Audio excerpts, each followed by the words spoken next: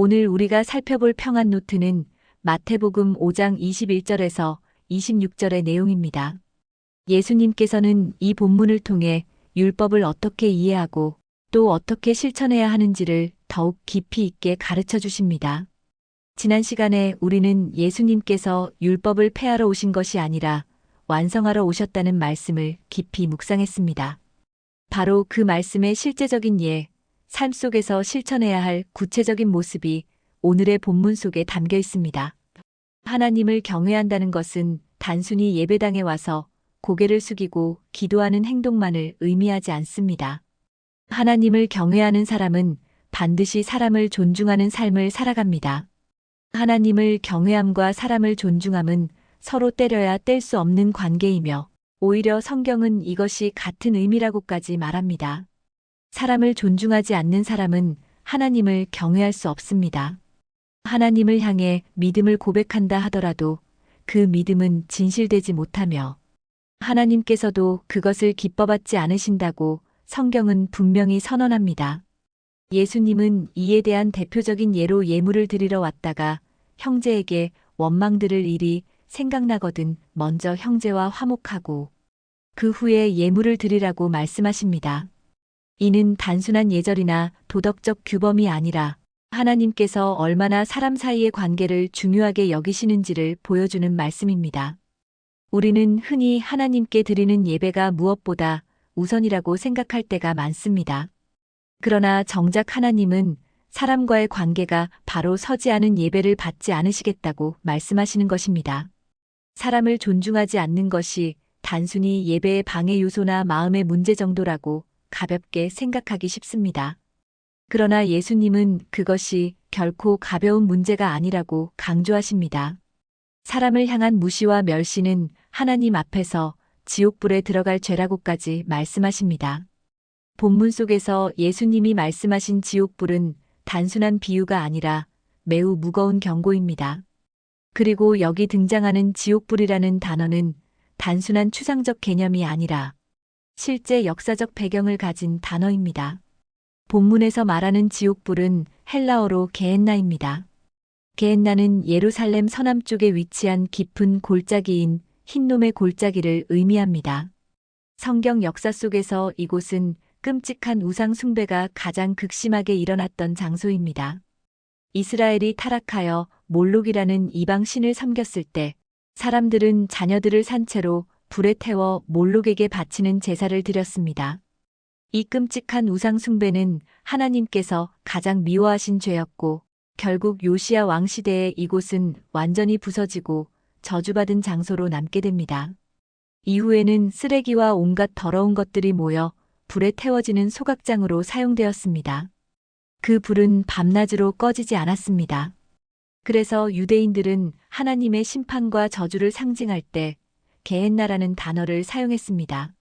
예수님께서는 바로 그 게헨나를 언급하시며 사람을 무시하고 멸시하는 사람은 이처럼 아무 가치 없는 쓰레기처럼 불에 태워져 없어질 것이라고 경고하신 것입니다. 이는 단순한 위협이나 과장된 표현이 아닙니다. 하나님을 믿는다고 하면서도 사람을 존중하지 않는 삶을 살아가는 이들에게 주시는 날카로운 경고입니다. 그러면 예수님은 어떤 사람들을 그렇게 무겁게 경고하시는 것일까요? 예수님은 두 가지 종류의 사람을 말씀합니다. 첫째는 형제에게 노하는 자입니다. 성경에서 말하는 노하다라는 말은 히브리어나 헬라어에서 다양한 표현으로 나타납니다. 우리는 단순히 화를 낸다는 행동을 하나의 표현으로 이해하지만 성경은 여러 종류의 분노를 구분합니다.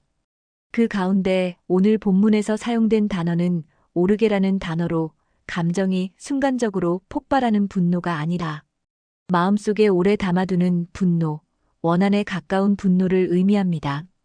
다시 말해 상대를 오래도록 미워하며 마음속에서 계속해서 불같은 감정을 품고 사는 것을 말합니다.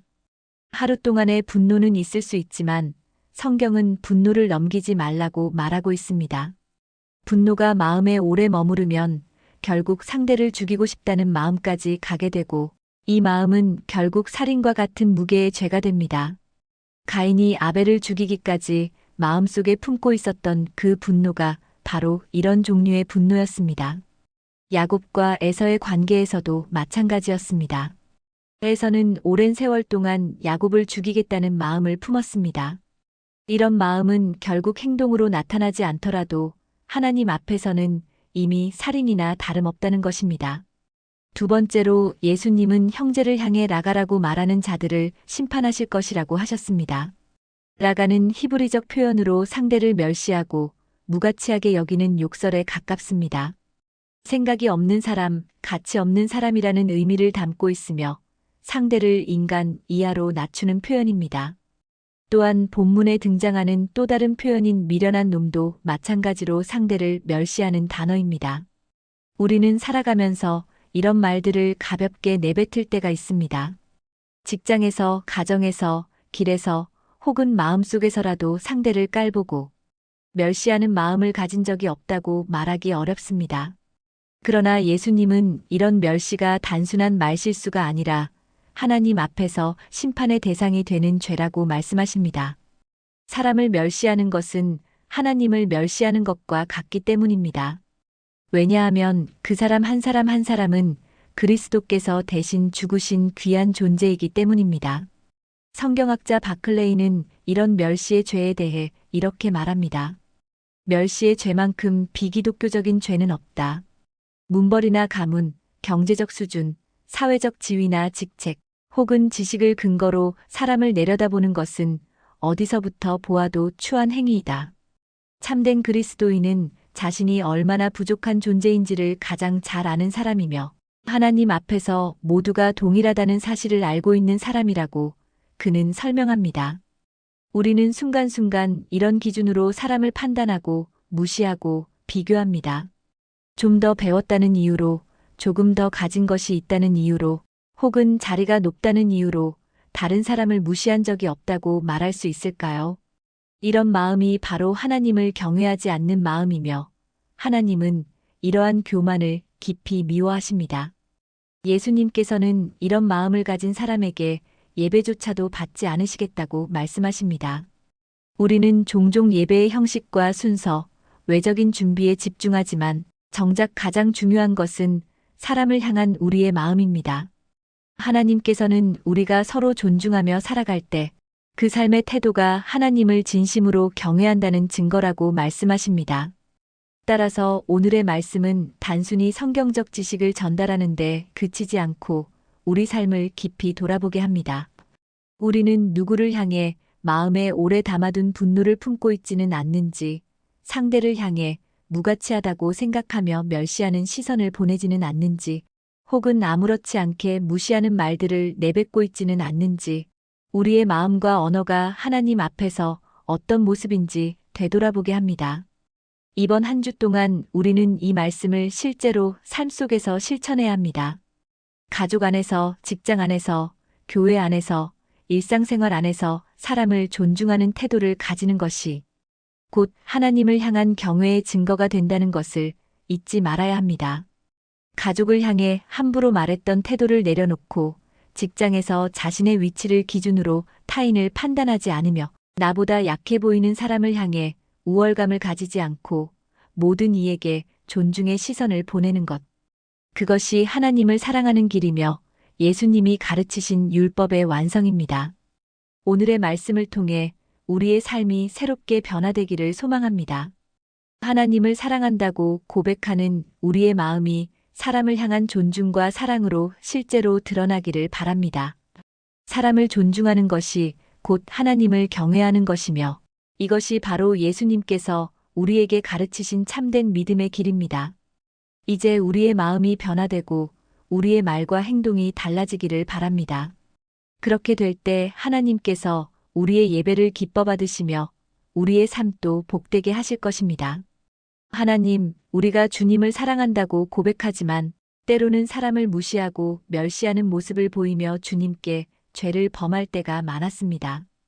그러나 오늘 말씀을 통해 사람을 존중하는 것이 곧 하나님을 경외하는 것임을 알게 하셨으니 우리의 삶을 새롭게 하여 주옵소서.